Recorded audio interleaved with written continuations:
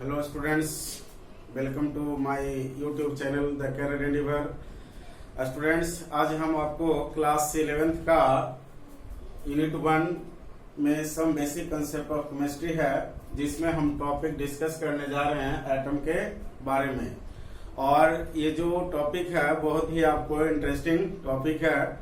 इसमें हम आपको बताते हैं सबसे पहले एटम के बारे में, लेकिन एटम के बारे में बताने से पहले मैं आपको बता दूं कि जब भी आप किन्हीं का वीडियो देखें तो शुरू से देखना प्रारंभ करें और बिना स्किप किए हुए लास्ट तक वीडियो देखें। इससे होता क्या है कि आपको सही नॉलेज मिल पाता है। तो देखते हैं, हम लोग स्टार्ट करते हैं। सबसे पहले एटम होता क्या है।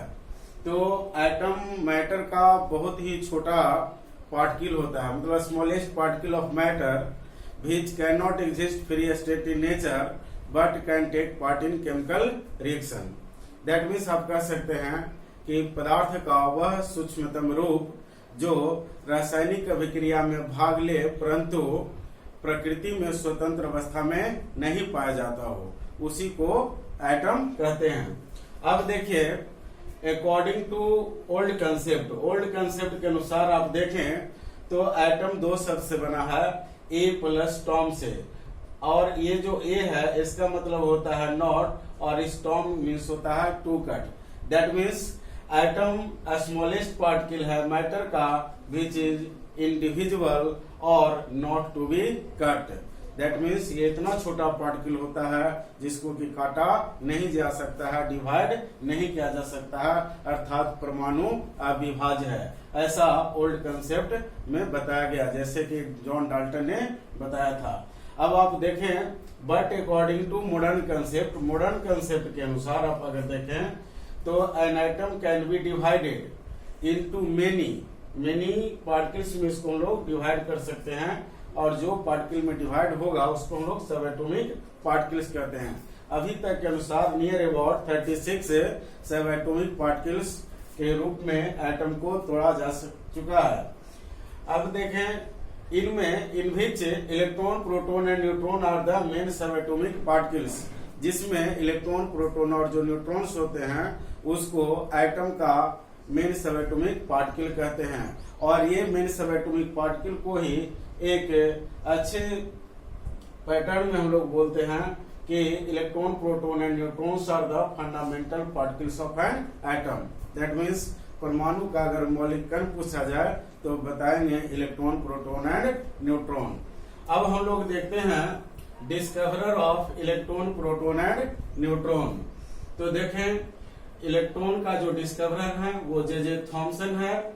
प्रोटॉन का जो डिस्कवरर है E Goldstein, that means Ernst Goldstein. और discoverer of neutron James Chadwick. अब स्टूडेंट्स, अगर आपको ट्रिक के द्वारा इलेक्ट्रॉन, प्रोटॉन, न्यूट्रॉन का डिस्कवरर आपको याद रखना है तो आप इस तरह से याद रखेंगे, द गोपचंद। अगर आप एक दो बार बोलते हैं और उसका सिग्निफिकेंस देख लेते हैं कि TH मीन्स यहाँ होगा थॉमसन और E means electron, that means electron का खोज थॉमसन ने किया। अब गोप देखें तो GO मीन्स गोल्डस्टीन और गोप में P का मतलब प्रोटॉन, दैट मीन्स प्रोटॉन का खोज गोल्डस्टीन ने किया। उसके बाद आप देखें ये जो चन है तो चन में CHA मतलब चैडविक और N का मतलब न्यूट्रॉन। दैट मीन्स अगर आप द गोपचंद एक दो बार बोलते हैं और उसमें जो मैंने बताया कि TH means Thomson, E means electron का खोज थॉमसन ने किया।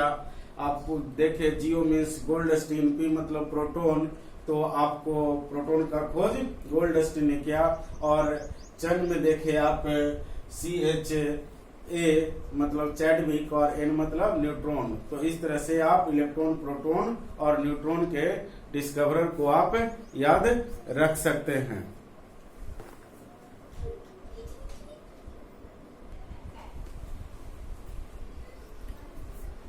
तो हम लोग स्टूडेंट देखते हैं इलेक्ट्रॉन, प्रोटॉन और न्यूट्रॉन का लोकेशन क्या होता है। तो हम लोग देखें लोकेशन ऑफ प्रोटॉन और न्यूट्रॉन, ये होता है inside the nucleus of an atom. जो होता है एटम में, उसके अंदर आपको प्रोटॉन और न्यूट्रॉन पाए जाते हैं। अब ये प्रोटॉन और न्यूट्रॉन को एक साथ हम लोग न्यूक्लियन के नाम से भी जानते हैं। अब हम लोग देखें नेक्स्ट लोकेशन ऑफ इलेक्ट्रॉन। तो ये जो इलेक्ट्रॉन है, इलेक्ट्रॉन होता है आउटसाइड द न्यूक्लियस, न्यूक्लियस के बाहर इसका लोकेशन होता है इलेक्ट्रॉन का, बट इन डिफरेंट ऑर्बिट्स। लेकिन इसका जो पोजीशन होगा या लोकेशन होगा इलेक्ट्रॉन का, वो ऑर्बिट्स में होगा। अब देखते हैं लोग structure of an atom. Structure of an atom की सहायता से हम लोग देखें कि इलेक्ट्रॉन, प्रोटॉन और न्यूट्रॉन का लोकेशन क्या होता है। तो हम यहाँ पर आपको सोडियम एटम को कंसीडर कर बता रहे हैं। तो सोडियम का एटॉमिक नंबर होता है 11 और नंबर ये एटॉमिक मास इसका होता है 23। अब देखिए एटॉमिक नंबर को Z से रिप्रेजेंट करते हैं। तो Z इजिकल टू 11, और किसी भी न्यूट्रल एटम में जितना Z होता है उतना ही P होता है और उतना ही E होता है, जो आगे हम आपको डिस्कस कर रहे हैं। तो देखें Z इजिकल टू 11, तो P 11 होगा और E भी 11 होगा, और इसका atomic mass that means mass number ये आपका 23 है, और न्यूट्रॉन की संख्या निकालना होता है तो ये माइनस Z करते हैं, वो आपको मैथमेटिकली आगे हम बता रहे हैं जस्ट। तो n इजिकल टू होगा a माइनस जेड, तो 23 में से 11 घटा देंगे तो 12 न्यूट्रॉन आ जाएगा। अब हम लोग देखते हैं कि इलेक्ट्रॉन किस ऑर्बिट में कितना होगा, और प्रोटॉन और न्यूट्रॉन न्यूक्लियस में होगा, तो कहाँ किस तरह से हम लोग स्ट्रक्चर के रूप में इसको दिखा सकते हैं। तो देखें ये जो आपका इलेक्ट्रॉन है, इलेक्ट्रॉन ऑर्बिट में प्रेजेंट होता है। तो ये जो आप देख रहे हैं सर्कुलर पाथ, उसको हम लोग नाम देते हैं ऑर्बिट, और ये जो डॉट देख रहे हैं उसको हम लोग इलेक्ट्रॉन बोले। और यहाँ जो 11p है, तो p मतलब मीन्स प्रोटॉन, और 12 है न्यूट्रॉन है, तो ये न्यूट्रॉन को रिप्रेजेंट कर रहा है। That mean structure of sodium atom का स्ट्रक्चर है। अब हम लोग इसमें देखें, इसमें सोडियम में ऑर्बिट जो होता है उसमें K, L और M है। K में देखिए 2 इलेक्ट्रॉन है, और L में 8 और M में 1, मतलब फर्स्ट ऑर्बिट में 2 इलेक्ट्रॉन, और सोडियम के सेकेंड ऑर्बिट में 8 और सोडियम के थर्ड ऑर्बिट में 1 इलेक्ट्रॉन उपस्थित होता है। उसी को यहाँ डॉट के रूप में दिखाया गया है। फर्स्ट ऑर्बिट में 2 इलेक्ट्रॉन, सेकेंड ऑर्बिट में आपका 8 इलेक्ट्रॉन, और थर्ड ऑर्बिट में 1 इलेक्ट्रॉन होगा, जो यहाँ मेंशन किया। अब देखिए next, why is an atom electrically neutral. तो एटम इलेक्ट्रिकली न्यूट्रल क्यों होता है, तो ये आप लैंग्वेज में पढ़ा हुआ देखते होंगे, लेकिन मैथमेटिकली नहीं देखे होंगे। तो यहाँ हम आपको बता दें कि मैथमेटिकली आपको दिखाना हो तो किस तरह से बताएंगे। तो देखिए एटम इलेक्ट्रॉन, प्रोटॉन और न्यूट्रॉन से बना हुआ है, और एटम जो होता है उसमें इलेक्ट्रॉन का रिलेटिव चार्ज -1 होता है, प्रोटॉन का +1 और न्यूट्रॉन का 0। तो यहाँ देखिए ये -1 हो गया, ये +1 और ये 0। अब देखिए माइनस प्लस को काट देंगे तो atom equal to 0, that means neutral.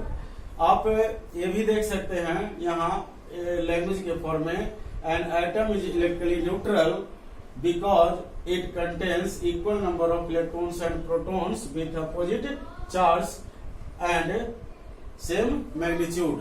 That means इसका मैग्नीट्यूड इलेक्ट्रॉन प्रोटॉन का सेम होता है, लेकिन चार्ज अपोजिट होता है, इसके कारण एटम इलेक्ट्रिकली न्यूट्रल होता है। अब देखें, so that Z is equal to P is equal to E। तो अब इसको देखने के पहले आपने ऊपर देखा कि एटम इलेक्ट्रॉन, प्रोटॉन और न्यूट्रॉन से बना हुआ है। अब इसमें देखें आप, एटम को मैंने ऊपर अभी प्रूव कर दिया कि ये इलेक्ट्रिकली न्यूट्रल होता है। तो एटम को मैंने इलेक्ट्रिकली न्यूट्रल दैट मीन्स 0 लिखा। अब इसमें मैंने क्या किया है कि इलेक्ट्रॉन जो है उसके रिलेटिव चार्ज से उसके सिंबल को गुना कर दिए, प्रोटॉन के सिंबल को उसके रिलेटिव चार्ज +1 से गुना कर दिए, और न्यूट्रॉन का चार्ज 0 होता है उसे गुना कर दिए। तो यहाँ आप देखें ये 0 is equal to -P + P + 0, that means आप लिख सकते हैं P - E इजिकल टू 0, और लिख सकते हैं P इजिकल टू E। और आप जानते हैं from definition of atomic number Z equal to होता है P। तो इस तरह से आप लिख सकते हैं Z is equal to P और P is equal to E। अब देखिए ये कंडीशन जो होगा न्यूट्रल एटम के लिए होगा। लेकिन अगर एटम चार्ज है दैट मीन्स केटायन या एनायन है तो उस केस में Z=P होगा लेकिन P=E नहीं होगा। स्टूडेंट्स, अगर आपको हमारा वीडियो अच्छा लगे तो आप जरूर सब्सक्राइब करें चैनल को और वीडियो को लाइक करें और अपने दोस्तों में शेयर करें। देखते हैं हम लोग आगे एग्जाम्पल के द्वारा। देखिए सोडियम एटम है और ये सोडियम प्लस आयन है। देखिए सोडियम एटम है तो एटम के केस में यहाँ देखिए Z11 है, P11 तो E भी 11 होगा, क्योंकि अभी आपने पढ़ा कि न्यूट्रल एटम में जितना Z होगा उतना P होगा और उतना ही E होगा। लेकिन हम देखते हैं सोडियम प्लस आयन में तो यहाँ देखें Z=11 और P=11, लेकिन E चेंज होता है, इलेक्ट्रॉन चेंज होता है। जब प्लस चार्ज आएगा तो जितना प्लस रहेगा उतना माइनस कर देंगे और अगर माइनस रहा तो उतना ऐड कर देंगे जितना माइनस रहेगा। तो यहाँ पे हम लोग को सोडियम पे प्लस चार्ज है तो इसमें इलेक्ट्रॉन निकालना होगा तो 11 - 1 कर देंगे 10 होगा।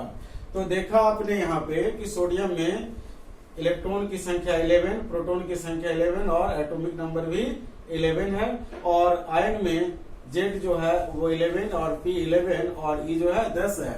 अब यहाँ ध्यान दें कि इसमें +1 चार्ज इसलिए है क्योंकि इसमें प्रोटॉन देखें 11 है और इलेक्ट्रॉन 10 है। दैट मीन्स पॉजिटिव वाला जो पार्टिकल है वह आपको ज्यादा है और एक ज्यादा है, इसलिए इस पर एक पॉजिटिव चार्ज है और इस पर कोई चार्ज नहीं है। दैट मीन्स इसमें जितना P है उतना ही E है, जितना पॉजिटिवली चार्ज पार्टिकल है उतना ही नेगेटिवली चार्ज पार्टिकल इलेक्ट्रॉन है। अब देखिए मास नंबर। तो मास नंबर क्या होता है? तो किसी भी एटम के न्यूक्लियस में जो उपस्थित प्रोटॉन और न्यूट्रॉन की संख्या होती है उसी के सम को हम लोग मास नंबर कहते हैं। दैट मीन्स आप कह सकते हैं sum of protons and neutrons present in the nucleus of an atom, that is called mass number. और अगर हम शॉर्ट फॉर्म लिखें तो लिखेंगे A=P+N।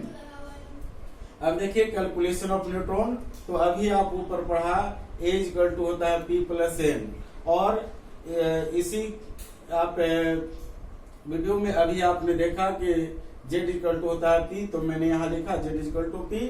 अब इसको हम अगर घटा दें तो P कैंसिल हो जाएगा और A - Z=N होगा। दैट मीन्स अगर नंबर ऑफ न्यूट्रॉन आपको निकालना है तो आप एटॉमिक मास में से एटॉमिक नंबर को घटा देंगे। अगर एटॉमिक नंबर नहीं दिया रहे, प्रोटॉन दिया रहे, तो हम लोग N = A - P करेंगे, क्योंकि आपको Z = P होता है तो हम लोग N = तो इस केस में हम लोग N = A - P लिखेंगे। तो स्टूडेंट्स, आज के वीडियो में यही तक, मिलते हैं फिर अगले वीडियो में। धन्यवाद।